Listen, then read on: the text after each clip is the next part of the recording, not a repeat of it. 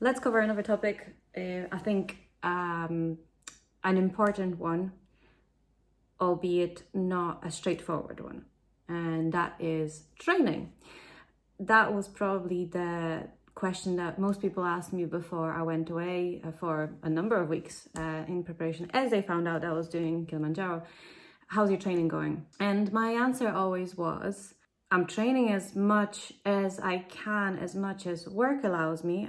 I'm still leading my life normally, but I had one part of my lifestyle that already lent itself towards preparations for hiking. But I always said there's an element that I cannot train for because I just don't have the facilities. I'm living in a wrong part of the world, and that is altitude. The key thing about summiting Kilimanjaro is that you're at such an altitude that the oxygen levels at that point, at that height, are the 50% of what we're used to having here in Scotland at sea level, at ground level. So how do you train for something like that? Well, there's two ways, I think, that I'm aware of that you could prep yourself for. One being travel somewhere that you're going to be high up and do some training there. So Kilimanjaro being nearly 6,000 meters in altitude, difficult to replicate that. That's the whole point of getting to that height, which is unique in many ways. If you're fortunate enough to live at a high altitude, you will probably already be better predisposed to tackling that sort of a challenge. So when people were asking me, how are you prepping? I said, yeah, I'm doing my walking, I'm doing my hiking, but I'm not doing any oxygen related training. And you know what? I can fail on that. However fit I feel and however fit people perceive me as being, and knowing my tendencies of Sundays hill walking up in Scotland, in the Highlands, I just couldn't vouch for how my body would react, how my brain and my lungs would react in those conditions. So the other option that I read on was that you can purchase masks that you can train in as you usually would, whether it is you're doing, cardio or gym work, strength work or whatever, but I imagine probably cardio more, or running and that sort of stuff. And you do this with a mask, which reduces the amount of oxygen that you're taking in, and therefore in a way replicates the conditions in which you will be performing up on that hill. Now, going back to preparation and training, my training would take on the form of hiking, but this is not something that I picked up after I booked Kilimanjaro. I've got the gear, the experience of walking, but I'm not an expert by any means. I'm an amateur hiker.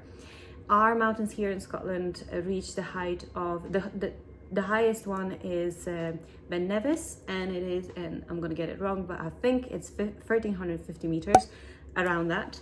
So that's the highest we can go to, and I haven't been at that height. The highest mountain I reached in Scotland is Ben Macdui, which is, I believe, the third highest, or the second or third, not far off Ben-Nevis. But I started at a high altitude, started at about 400 meters and hiked from there. For many years now, my routine has been to, let's say, do 5-6 hikes a year in the more convenient times when sunlight allowed. So we're speaking spring till late autumn, let's say. I have done hikes in winter, but you're rushed for time because it doesn't get light early enough and it gets dark quite quickly here in Scotland. What has changed, I would say, well before I decided to do Kilimanjaro, so we're speaking about 3-4 years ago. I have, probably longer now because COVID complicates all the maths, doesn't it? I had decided to start bagging Munros. Bagging Munros is an activity that any adventurer coming to Scotland will probably be aware of.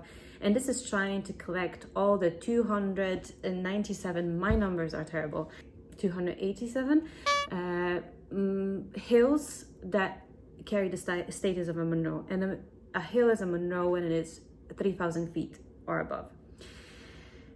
To date, I have and this is over those years, we're speaking 4 or 5 years, I have collected, I believe, 27 or 28 of those. When I booked Kilimanjaro, of course, I decided that I need to do a bit more in that respect. And that for the last 6-7 weeks before going away, flying out to Tanzania, I decided I would go every weekend and do a Monroe. Even if that meant I had to repeat one that I had done before, it didn't matter. And actually, I didn't.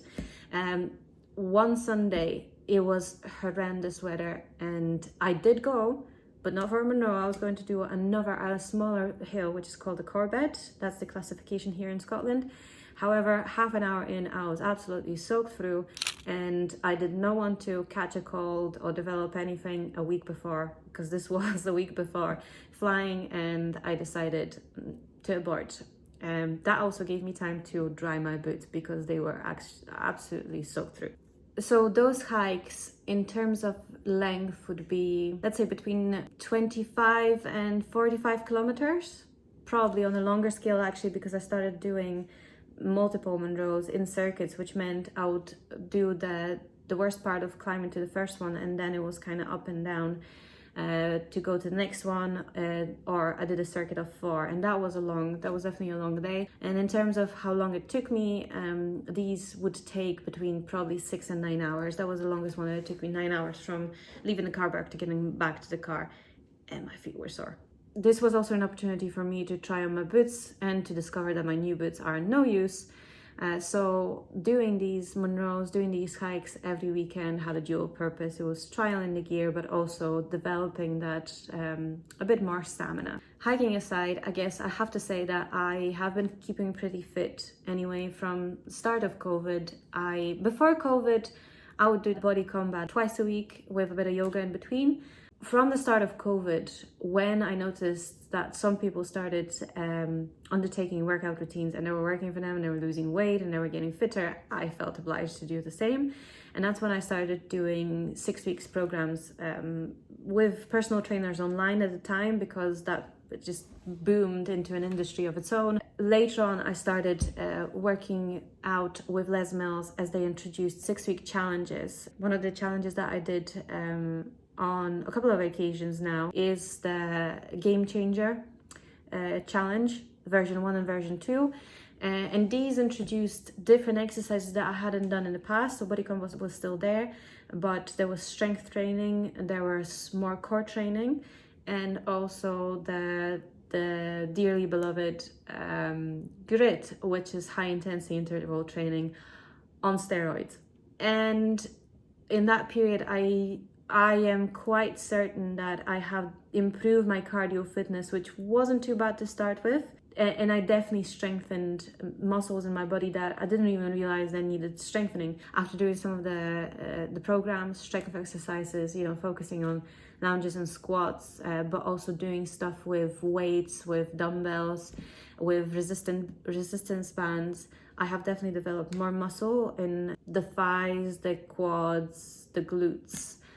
And that certainly helps. When this particularly helped on Kilimanjaro was when we were coming down on uneven ground, and you could be using poles. Poles were helping to a point, but you were still stepping on steady ground, sometimes on gravel, on loose gravel, slippery mud at times. So you had to rely both on your core and on your legs to maintain you in position so you wouldn't slip. So strengthening of those muscles definitely helped, but I wouldn't say it's necessary to focus on those muscles groups for Kilimanjaro.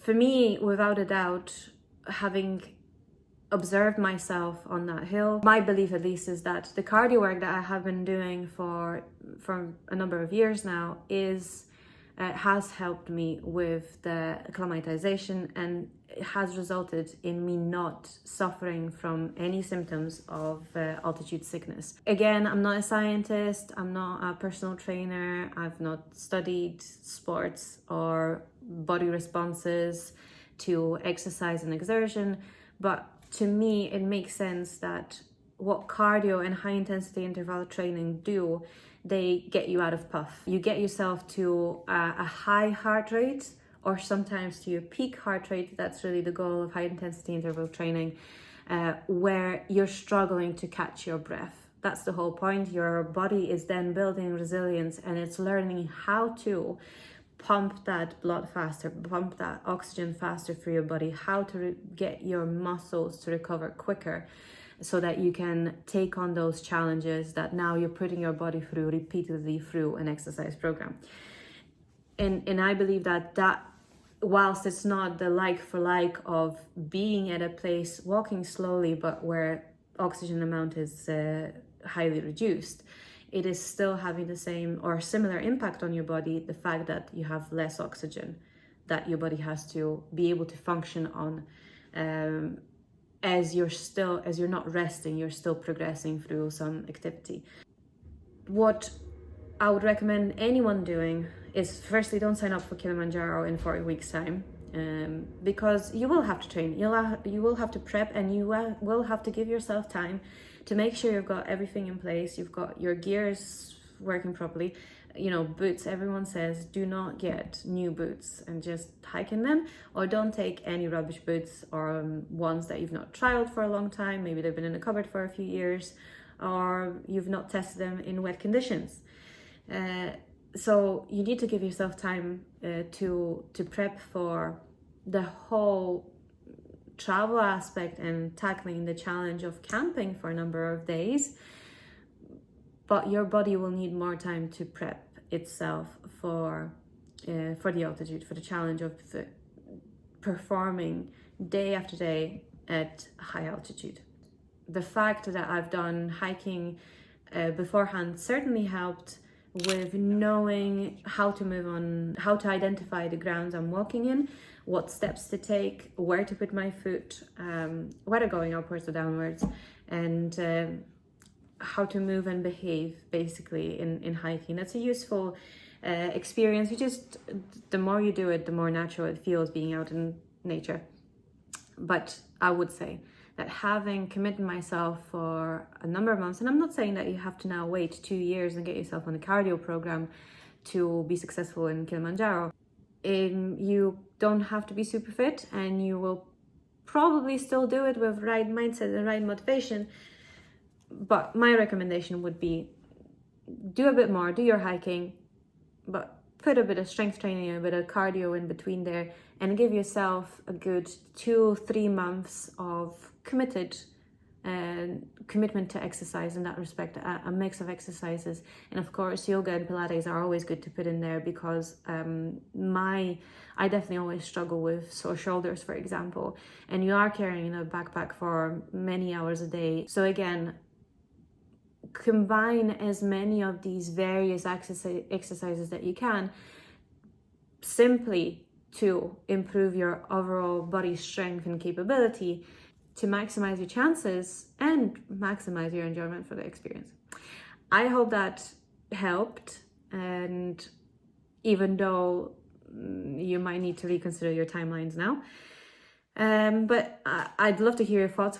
If you've done Kilimanjaro, what was your preparation? How did you train for it? Are you from a high altitude place and have noticed a difference in attempting Kilimanjaro or any other high altitude hike? It's all interesting to me. Please share your comments either with me directly in private messaging or in comments below this video.